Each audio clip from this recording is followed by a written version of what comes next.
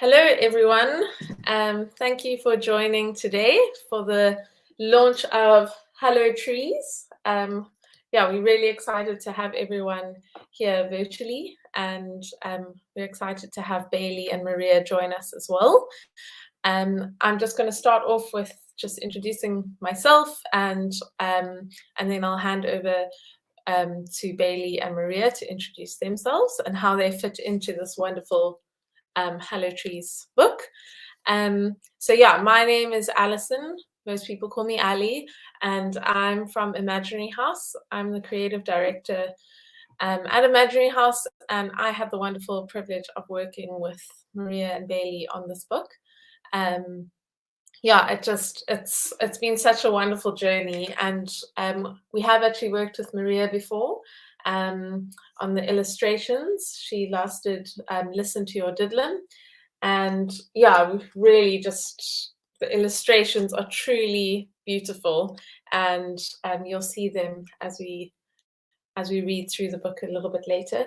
But yeah, just a little intro about the book itself. So it's all about trees and the wonderful questions that you can ask trees. And those are, do trees have souls? Why do they have such wrinkly skin? Do they smile? How do they feel about birds, nests, and branches? And so on. So it's really just a wonderful exploration about trees and the imaginative power that kids can have to ask these questions and unpack these questions. So yeah, we at Imaginary House have been so excited to launch this book, and we're going to be sharing a little bit soon around this book has also been traveling the world, because the world is also thoroughly enjoying this book. And also Maria and Bailey, can you just quickly introduce yourself? Bailey, go for it. Sure. Hi, everyone. I'm really excited to be here today to read my very first book, and it's the very first reading, so big morning. My name's Bailey, as Ali mentioned, and I'm the author of Hello Trees. Thank you, Bailey. And Maria. Hi, I'm very excited to be here as well. And I'm Maria, and I am the illustrator of this lovely book that Bailey's written. Yeah, so thank you guys. And a little bit of etiquette before we go into the reading. Obviously, this is live and virtual. We can't see your faces. So if you are logged in, you can see at the bottom there'll be a chat in your YouTube live. You can actually ask questions there. You can compliment. You can cheer us on. That's our way of knowing that you're there. And then at the end of the reading, we're going to have a Q&A where we've got a few questions that we're going to be asking. But if you've got questions, it's your opportunity to ask them there as well, and we'll be sharing them at the end as well. And while you're there, you're welcome to click subscribe. We do all of our books. We always have a virtual reading and then an in-person reading. I don't want to ramble too much. I'm going to hand over to Bailey to read through this wonderful story. Hello, Trees.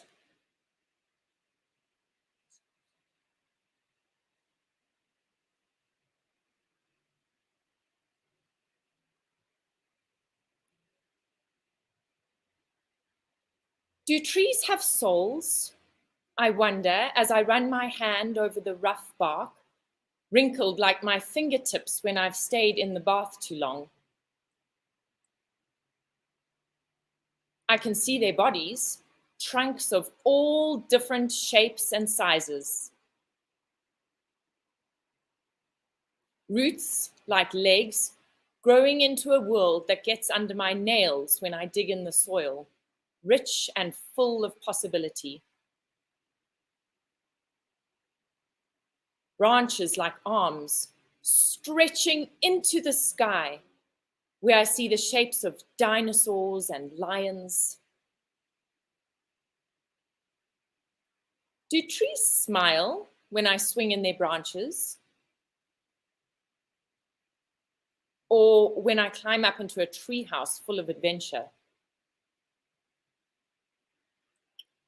or when I play under their shade in a world of my own? Do they feel loved, being a home for squirrels and a safe place for birds' nests? Do trees feel sad when their leaves start turning from green to red and crispy brown? Or is it just like the feeling of growing up, like getting a haircut or no longer fitting into my favorite dress? Do trees hurt when they get chopped down? Do they get cold in winter? Do they care for each other? I know trees with names like oak, pine, willow.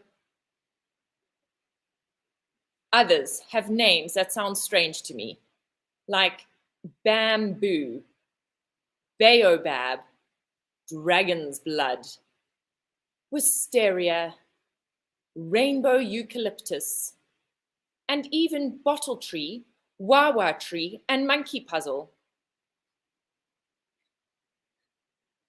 I wonder if we're not that different from each other. I wonder if I said hello and listened carefully, would I hear the trees whisper back, "Hello there"? Thank you so much, Bailey. Yeah, so that is the wonderful Hello Trees. And yeah, we're going to have the questions and then probably read through it again, because what I love about this book is on each page, there's also just beautiful the illustrations. Maria's done such a lovely job at bringing in little elements for kids to find along the way. And yeah, what I also loved about this book is I discovered some tree names too. Like, I did not know there was monkey puzzle. I didn't know that was a thing. And I think, Maria, you can possibly agree with me on the one spread with all the different names. It was quite an interesting task to find references for the illustrations.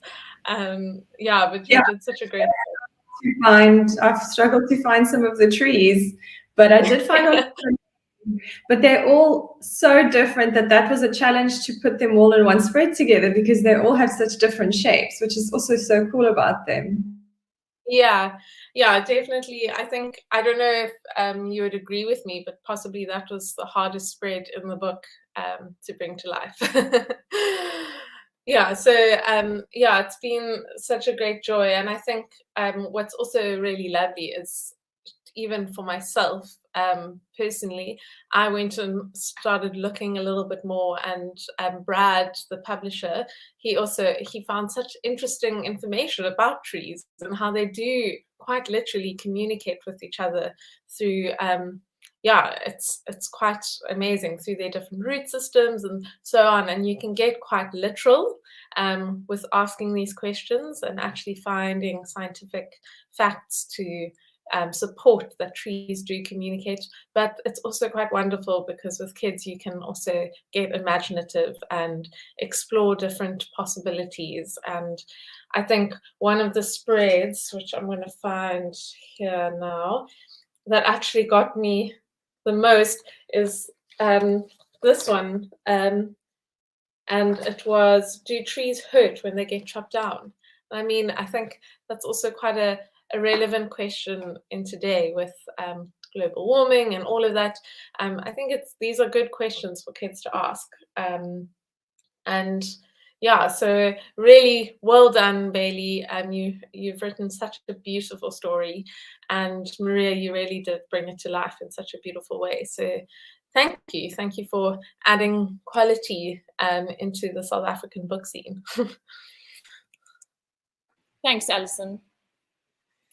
Yeah, so I just have a few questions, and audience, I just invite you, if you're wanting to ask questions, please comment in the comment section. And yeah, I'll try and get to everyone's questions as best I can. But yeah, let me start off with Bailey. What is your favorite tree or plant and why? So what's quite interesting is, for me, the connection to a tree is often the memories surrounding that tree. So less about the species or about the look of the tree, but the feeling that that tree invokes in how it comes into my life. So when you asked me that question, I immediately thought of, there's this huge oak tree in my parents' garden. And it sounds like such an ordinary answer, an oak, everyone knows an oak, but this tree has been part of so many family moments and celebrations. And when I picture my family, I picture them sitting under this tree, just on a Sunday afternoon or for special occasions. And it's such a landmark in my vision of family that I'd have to say that that's my favorite tree. Yeah, I love that. I mean, to be honest, my favorite tree is also linked to a fond memory. On our wedding, we got married under a willow tree, and now for me, that's such a special tree. Yeah, I really like that. I'd also like to encourage the audience, if you've got a beautiful memory about a tree, please share. It's so wonderful to hear different stories and hear from you as well. So yeah, next question. Have you always loved creating stories, and when did you start? Is it a new venture, or is it something that you've always been doing from a young age? The actual writing of creating stories has been relatively new, I'd say. In my young adult life, I lived in New York, and when I was there, I met an author of a children's book, and he became a friend of mine. And I was so amazed that this was a person who had written a children's book. It always was such a removed thing. And honestly, a light went off inside of me. I was like, this is possible. A person can write a children's book. And I was so inspired, and I, signed up for courses. And since then I've been writing, and it really lit something inside of me. But I'm also a photographer, and I've been taking pictures since I was a very young child and was always passionate about that. And that's really another form of storytelling. And then I think, added to that, becoming a mother and having children, storytelling is such a part of mothering for me. And making stories about anything, whether it's even to encourage your children to, get in the bath, and you make up some story about mermaids, or rituals going to sleep and telling them stories. So I think it's become so much more part of my life, having children, that in slow ways throughout my life, it's been a passion of mine in different formats. Yeah, well, it actually leads me on to the next question about being a mom and a writer of children's books, because there's such a nice opportunity to test those stories and see how kids react. Because sometimes I think as adults, we can write the story going like, this is amazing, but it doesn't quite connect with kids. So did you get any feedback from your girls? I know you've got two lovely you've got twins, actually. So, yeah. They're hiding under the table. I definitely got feedback from them. I'm very open with my writing of children's stories with them. And I always test out my ideas, and I'll say to them, I've got a great idea. And then I'll read them a little snippet that I'm working on. So it's really great to have your little test audience right there, because they also, would be quick to say, like, what? No, but usually quite a nice process of sharing ideas. And often my stories are triggered by something they ask me or something that interests them. It reminds you of how children think and what they are interested in. Yeah, no, I love that. And that's actually, so Maria, I've got a question for you linked to that. And that was just around, for instance, developing those characters. So the little girl in the book, I really love her, like her little character, and I really enjoyed that process with you. Did you base her on anyone you know? Can you just share a little bit around how you came up with the character? Okay, so with me, the way I work is I never really base characters on somebody specific, because then I get stuck in my own creative process and I try to make them look too much like the person I'm basing them off. So I never based, I can use reference sometimes, but I'd never based off one person. So Yeah.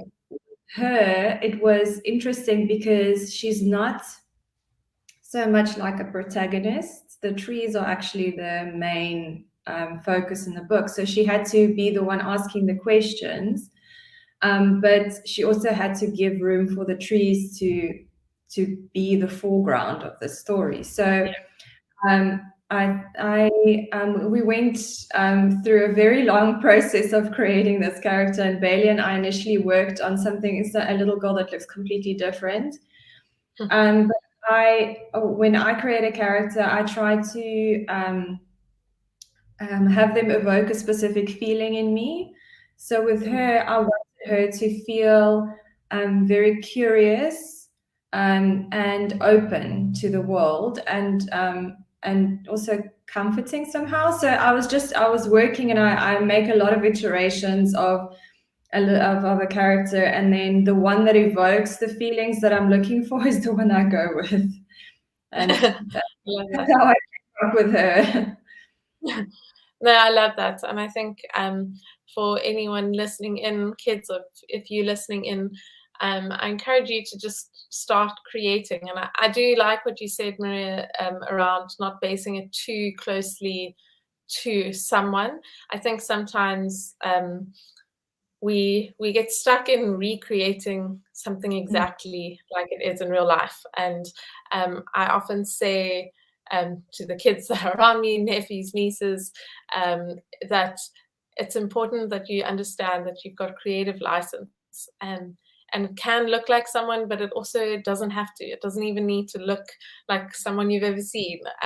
And you can have fun because you've got a unique way of drawing, and your way of drawing is different to the next person, and just lean into that. That's the beautiful thing. That's what makes you your own artist. Yeah. And just to add to that, my son is almost 7, and he draws like animals. For instance, he's super into animals. So he'll draw this wolf, and then he gets upset because it doesn't look enough like a wolf in his mind.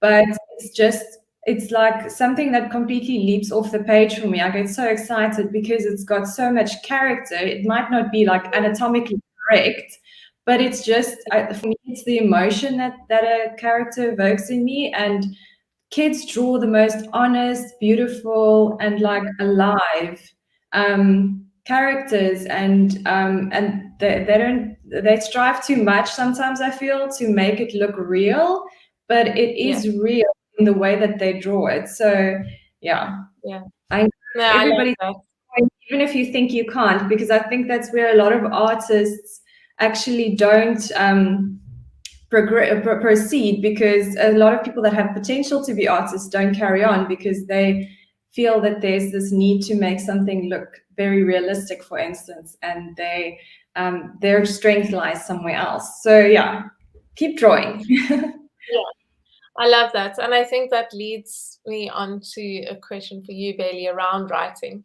Because I think so often we get stuck in creating the whole book or creating the whole art piece. And the truth is, in this process, there's actually been quite a few people involved in bringing a book to life. And so it would be nice to also just unpack that a little bit, because I think even with writing, there's different writers that have skills or strengths in different spaces. So it's okay if you don't spell correctly all the time. That's totally fine, because you get editors and copy editors that can come in and double check that all your copy is written well. And I think that's always interesting to hear your process of writing, Bailey. So I'd like to ask you, do you have any wisdom from yourself, like how you created the story?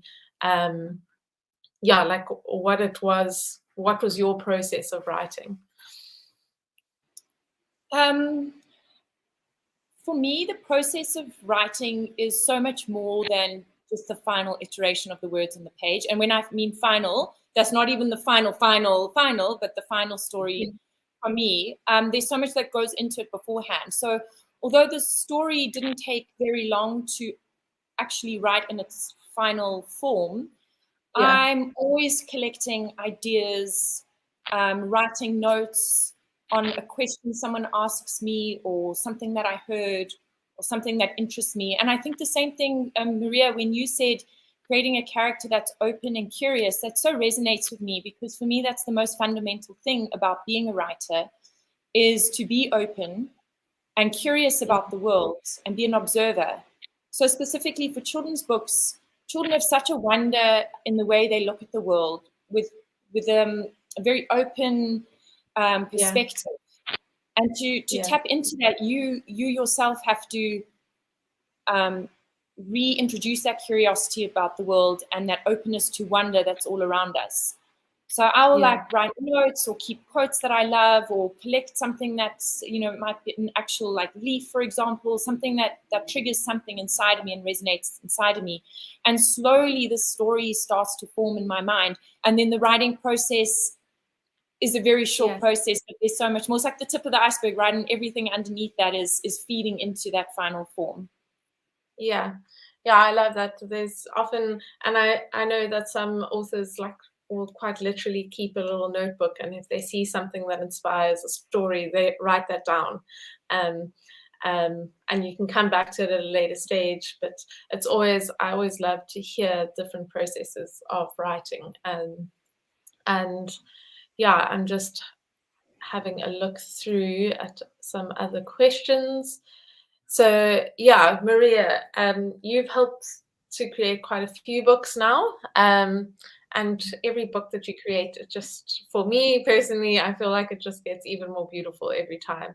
I mean, they all have their different element quirks, so don't get me wrong, I still think all your books are beautiful.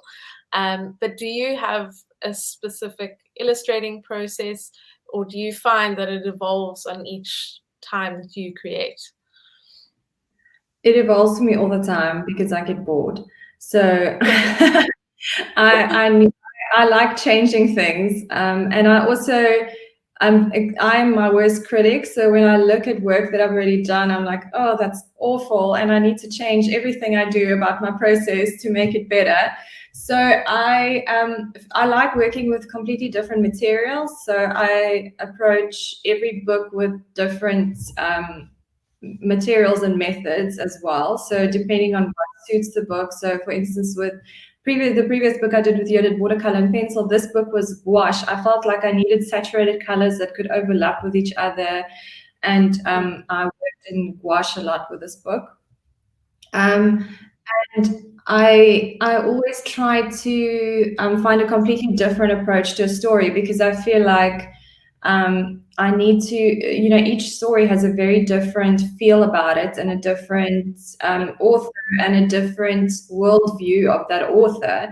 So I feel like I need to change my process with every book, because I'm telling a completely different story. So everything from the materials to the way that I create the character will change depending on the book. Yeah, that's really great. And I think you touched on something great there, where it's also part the author as well. So in this process, Bailey also had a view of how she wanted the book to come to life. And I think that's always important in the process, that when everyone's involved, and to just listen to the different points of view. And it's always quite beautiful, because there's often a different mix of people, and then you could get something different. The result is different. Your ingredients are different, so the outcome will be slightly different as well. I think also, just for everyone listening in with stories, I think my favorite part, so I'm an art director, and I think what's also, again, quite interesting in this process is, before you even get to the painting and using gouache, there's storyboarding, and there's often sometimes written storyboarding, so writing some ideas, and then there's storyboarding where they come in little thumbnails of the different spreads, and that's kind of looking at the layout and the content of the story, and that's often just pencil. and just to get the idea, because you don't want to start developing these spreads and then you don't feel like it fits with the story itself. So there's quite a lovely process in it coming to life, and I think for me, I love to see that because I get to work with the script and with you as an illustrator, and yeah, see this all come to life. And yeah, so it's been really fun. And yeah, on that, Maria, did you have a spread that you enjoyed illustrating the most? I usually do, but an interesting with this book, I didn't. I had a most challenging spread, which was the one with the many different kinds of trees, and that nearly killed me. But with the rest of the book, I must say I enjoyed all of the spreads. I enjoyed playing with the foliage so much, and it because we go through the seasons, it changes on every spread. So I loved creating this. I think maybe if I had to pinpoint a favorite, it would be the one that we're using as a backdrop with the lion and the dinosaur. Oh yes, I'm I trying had to a lot remember what page. of fun bringing in these other like characters into the foliage. Yeah, no, and I think you can see here's the lion and the dinosaur one. I love this one because it's quite subtle, but again, it's nice to just find these little elements, and they're kind of like hidden gems in the illustration. So yeah, I think what would be, oh sorry, I see that we have one question, another question. So here, Bailey, sorry, last question here, but you write so lovingly about trees and nature, almost as if you're remembering a good friend. Do you think trees have feelings, souls, friends, all of these questions that you ask in the book? Yeah. I don't know about souls, but yeah, trees are so intricate and complex beyond what what humans even know at this stage. But there's scientific research that trees can warn each other of coming danger within a forest system. Yeah. That parent trees actually look after their children. That trees will care for the sick. If there's a sick tree in the tree system, they will channel nutrients from the healthy tree to the sick tree. So there are all these amazing social behaviors of trees that I think we're just beginning to learn. And Yeah. so the question about souls is actually the question that triggered the idea for the book. And one of my daughters, we're driving along randomly, like picked up from school, like something totally random, and she looks out the window and she's like, "Mama, do trees have souls?" And I was like, "Oh my gosh, that's profound," you know. So that's the one I don't know the answer to, but the rest, I think there's just such exciting research about trees, and you can really, if it is something that your kids are interested in, or if you're interested in, you can really dive into really fascinating research about the social behavior of trees. It's really interesting. Yeah, no, it really is. And we actually posted recently on Instagram one of the ways that they do communicate against danger. And yeah, so you can go and check that out. And yeah, I'm not sure, Bailey, if your kids are around. You say right here. Pop up. But I've got some questions for them as well. And yeah, so hi girls. Thanks for joining. Yeah, it's really great, and thank you for supporting your mom and asking these wonderful questions, because you inspired this book. I love that. So I've got a question for both of you. Do you both like reading, and what do you love about reading? Well, I love reading because you can go anywhere in your imagination. And I love to read. Oh, that's so good to hear. I love that. Makes my heart very happy. Thank you. I love it because anything can happen, and you don't know what's coming next.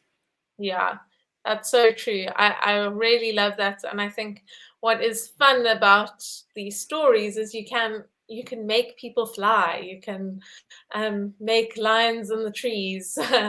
Yeah, it really is a lovely thing to see that. And I've got one more question for you. So did you enjoy the process of your mom writing? How did you feel about that? Because you must have got a bit of an inside scoop. So what did you think of the story when you heard it? We loved it the minute we heard it. Ah, I love that. When we were sitting down and she was reading it off her phone. Oh, brilliant. I love that. I love to hear supportive daughters. You guys have a power team there. So thank you so much for answering, and thank you again for supporting your mom. And yeah, keep reading, and I'd love to see some of your stories in the future. And yeah, I think what would be really nice now is if Bailey, if you can just go through the story once more, and we can also just, as you're going through, just have a look at the different spreads and yeah, what's in there. Oh, you mean, should we talk about what's in the different spreads as we go? Or no, yeah, well, you can just read through, but we can just have a little bit. I can maybe, yeah, like here even. It's just so beautiful how the spread has come to life with the little ladybugs and the birds, and yeah. But yeah, you can just read through, and I guess everyone listening and watching in, just I'll leave it on each spread a little bit longer so you can really soak it in. Okay, that sounds good. Do trees have souls? I wonder as I run my hand over the rough bark, wrinkled like my fingertips when I've stayed in the bath too long. I can see their bodies, trunks of all different shapes and sizes. Yeah, I love this one with the little eyes popping through as well. Roots like legs, growing into a world that gets under my nails when I dig in the soil, rich and full of possibility. So next time you're in the soil, just as you're digging through and seeing the roots, think about all the trees communicating. Branches like arms stretching into the sky where I see the shapes of dinosaurs and lions.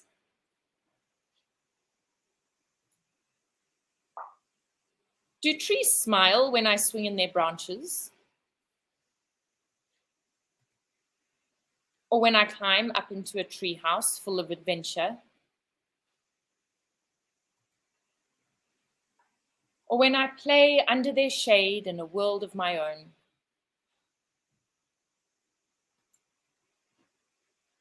Do they feel loved, being a home for squirrels and a safe place for birds' nests? Do trees feel sad when their leaves start turning from green to red and crispy brown? Or is it just like the feeling of growing up, like getting a haircut or no longer fitting into my favorite dress? This is a great question for the changing of seasons now. Do trees hurt when they get chopped down? Do they get cold in winter? Do they care for each other? I know trees with names like oak, pine, willow. Others have names that sound strange to me, like bamboo, baobab, dragon's blood, wisteria, rainbow eucalyptus, and even bottle tree, wawa tree, and monkey puzzle. I wonder if we're not that different from each other. I wonder if I said hello and listened carefully, would I hear the trees whisper back, hello there? I think I might go and whisper hello to the trees outside today. Thank you again. And wonder. Exactly. Yeah, thank you so much for today, and thank you for reading to everyone. We are going to be doing live launches as well, so everyone listening in, you can watch out for that. But yeah, thank you for just taking the time to read today, and just know that you can purchase Hello Trees at Imaginary House. Just take note that there's a missing I after the first G. It's not because we can't spell as a publishing house. That's actually born out of a kid spelling the word, and they misspelt it, and we quite like that because, as I mentioned earlier, it's not always about getting things perfect, but it's just getting things out there. So yeah, you're welcome to go onto Imaginary House and purchase a book there. You can also find it in all major retail stores nationwide. And if they don't have stock, ask them for stock, because that is better for us. And yeah, I think just to end off a little bit, yeah, I think it's really important to support local authors and illustrators, because we do have such incredible talent in our country. And it would be really nice to see more stories from South Africans and even across Africa. That's our goal as a publishing house, because we do have beautiful stories to share, and the more support that we get from community in this, the more that we can grow and support this community of wonderful creatives. So yeah, thank you again, everyone, and I hope you have a wonderful Saturday and get chatting to the trees around you.